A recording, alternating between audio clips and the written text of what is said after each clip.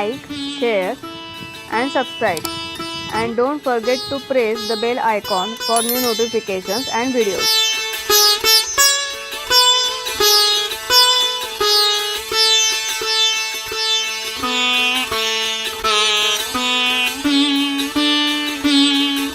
हे सगळं केलं, हा एवढा अभ्यास केला पूर्वीच्या ऋषींनी, साहजिकच त्यांच्या मनामध्ये पुनर्जन्माची कल्पना आली. ही पुनर्जन्माची कल्पना अशी आहे की दीर्घतमस नावाचा ऋषी म्हणतो आहे, तो जन्मांध आहे, तरी तो म्हणतो आहे की हा आत्मा पुन्हा पुन्हा येतो, इथे जगतो आणि पुन्हा पुन्हा परत जातो. हे मी माझ्या डोळ्यांनी पाहिलेलं आहे. म्हणजे आत्मा शरीर धारण करून येतो, काही काळ जगतो आणि जातो, पुन्हा येतो, पुन्हा जातो, असं अनेक वेळा घडतं, असं दीर्घतमा हा ऋषी म्हणतो आहे. म्हणजे ही पुनर्जन्माची ही कल्पना आहे, ही वेदापासून आपल्याकडे चालत आलेली आहे. पुनर्जन्म हा सिद्धांत खास भारताचा ठेवा आहे आणि त्याच्यावर खूप काम भारतामध्ये झालेलं आहे. पण पुनर्जन्म निश्चित होतो याचे पुरावे आता आपल्याला मिळालेले आहेत.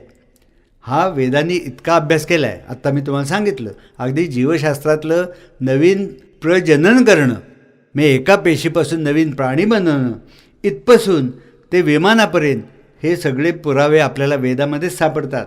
याच विविध क्षेत्रात काम करणाऱ्या ऋषींनी आणखीन एक सिद्धांत मांडला आणि तो म्हणजे ह्या प्रचंड विश्वाला चालवणारी एकमेव शक्ती आहे आणि त्या शक्तीचं नाव त्यांनी परमेश्वर असं ठेवलं किंवा ईश्वर असं ठेवलं. एकोसत विप्रा बहुधा वदंती असं वेदात वचन आहे.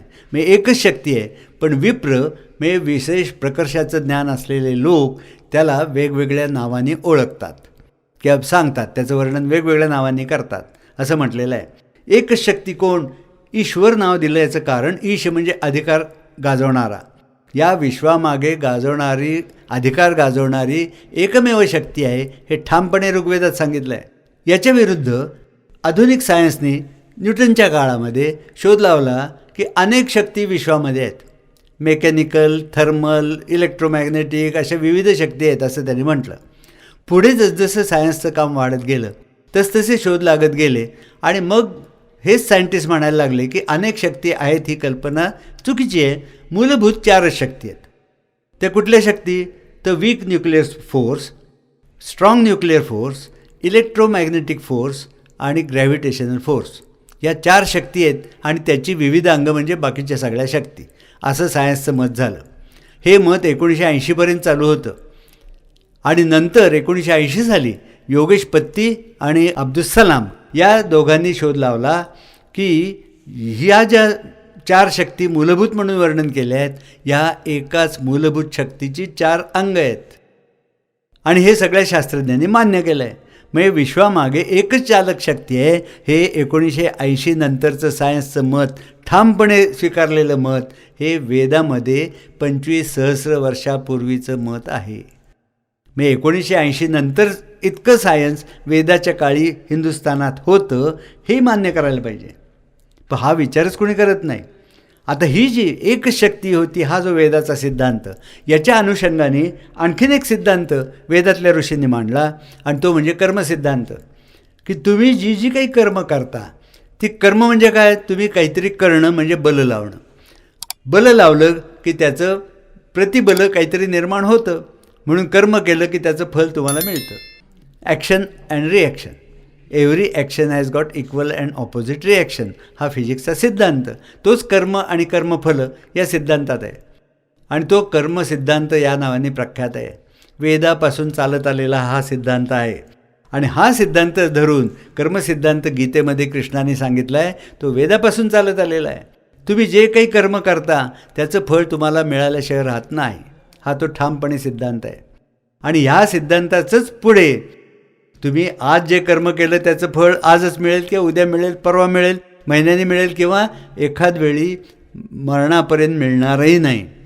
पण ते मिळालं नाही तर ते नष्ट झालं असं मानू नका, कारण ते जे काही तुम्ही बल लावलेलं असतं ते बल कधीही नष्ट होत नाही, ते फळ दिल्याशिवाय राहत नाही आणि त्या फळाचं बंधन तुमच्यावर राहतं आणि म्हणून तुम्हाला पुन्हा जन्म घ्यायला लागतो. म्हणून या जन्मातल्या कर्मांच्या फळांमुळे ते बंधन तुमच्यावर असल्यामुळे तुम्हाला पुन्हा जन्म घेऊन यायला लागतं आणि पुढल्या जन्मी ही सगळी कर्मफळं भोगावी लागतात. हा तो कर्मसिद्धांत आहे आणि त्यातूनच पुनर्जन्म सिद्धांत निर्माण झाला आहे. आणि हे तिन्ही सिद्धांत वेदामध्ये आहेत, ऋग्वेदामध्ये आहेत. आणि हे तिन्ही सिद्धांत हिंदू धर्माचा पाया मानलेला आहे. हिंदू धर्म कशाला म्हणायचं हा एक मोठा विवादाचा विषय आहे, वादाचा विषय आहे. नक्की व्याख्या नाही करता येत. माझ्या मताने असं वाटतं की हे तीन सिद्धांत जे लोक मानतात ते हिंदू म्हणायला हरकत नाही. नुसतं वेद मानणारे ते हिंदू असं जे व्याख्या केली तर वेद मानणारे आत्ता तुम्ही जे लोक ऐकतात त्यापैकी वेद मानणारे किती आहेत शंकाच आहे. वेद वाचलेले तर बहुतेक कोणी नसतीलच, मग तरी त्यांना हिंदू म्हणायचं का हा प्रश्न येतो. त्यापेक्षा हे जर मानलं की एकच विश्वचालक शक्ती आहे, कर्मसिद्धांत आणि त्याच्यातून उपांग म्हणून असलेला पुनर्जन्म सिद्धांत, हे तीन गोष्टी जे मानतात ते हिंदू असं म्हणायला हरकत नाही. आणि सामान्यपणे सगळे हिंदू ह्या तीन गोष्टींवर विश्वास ठेवतात. आणि हे वेदातून निर्माण झालं आहे म्हणून हिंदू धर्म हा वेदातूनच निर्माण झालेला आहे हे निश्चितपणे मान्य करायला लागतं. Please like, share and subscribe. And don't forget to press the bell icon for new notifications and videos.